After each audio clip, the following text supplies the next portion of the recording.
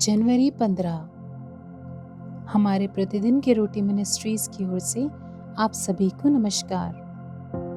आज के हमारे संदेश का शीर्षक है अत्यधिक अति प्रवाह एन हरि कीर्तन की ओर से। आज के हमारे पवित्र शास्त्र का भाग है यूहन्ना 7 अध्याय 37 से लेके 40 आयत तक। पर्व के अंतिम दिन जो मुख्य दिन है, यीशु खड़ा हुआ और पुकार कर कहा, यदि कोई प्यासा हो तो मेरे पास आए और पिए। जो मुझ पर विश्वास करेगा, जैसा पवित्र शास्त्र में आया है, उसके हृदय से जीवन के जल की नदियां बह निकलेंगी। उसने ये वचन पवित्र आत्मा के विषय में कहा, जिसे उस पर विश्वास करने वाले पाने पर थे, क्योंकि आत्मा अब तक ना उतरा था, क्योंकि यीशु अब तक अपनी महिमा को ना पहुंचा था। तब भीड़ में से किसी ने ये बातें सुनकर कहा, सचमुच यही वो भविष्यद्वक्ता है। मुख्य वचन यूहन्ना 7:38। जो मुझ पर विश्वास करेगा, जैसा पवित्र शास्त्र में आया है, उसके हृदय में से जीवन के जल की नदियां बह निकलेंगी।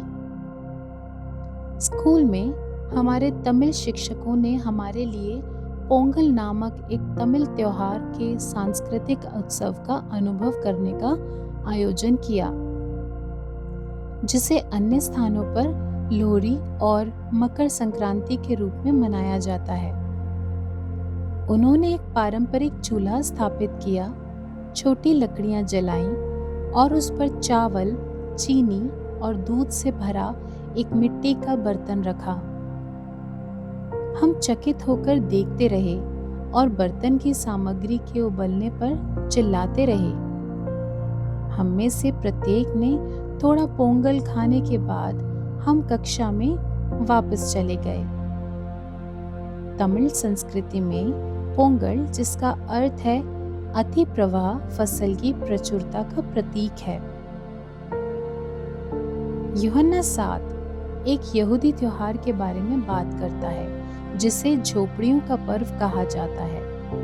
इस पर्व के अंतिम दिन यीशु खड़े होकर ऊंची आवाज में बोला, यदि कोई प्यासा हो तो मेरे पास आए और पिए। उसने प्रतिज्ञा की कि जो कोई भी उस पर विश्वास करेगा, उसके हृदय में से जीवन के जल की नदियां बह निकलेंगी। लेखक यूहन्ना कहता है कि यीशु जिस अति प्रवाह का उल्लेख कर रहा था, वो प्रतिज्ञा किया गया पवित्र आत्मा है, जिसे बाद में सभी पर उंडेला जाएगा। यीशु के मरने, पुनरुत्थित होने और स्वर्गारोहण के बाद उसने एक अन्य त्योहार पिंतेकुस्त के दिन के दौरान इस वायदे को पूरा किया। आत्मा से भरपूर होकर उसके शिष्यों ने विभिन्न भाषाओं में सुसमाचार का प्रचार किया, अपने संसाधनों को स्वेच्छा से साझा किया और एक देखभाल करने वाला समुदाय बन गए।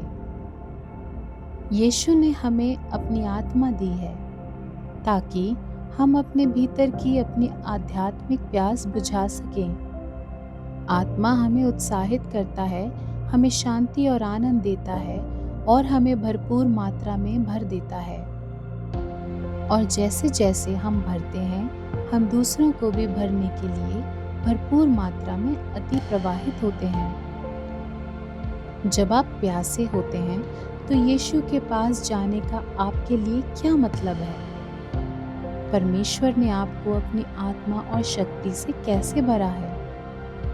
यीशु, मैं प्यासा हूँ, कृपया मुझे अपनी आत्मा से भर दीजिए ताकि मैं उमड़ सकूं और अपने आसपास के लोगों को आशीष दे सकूं।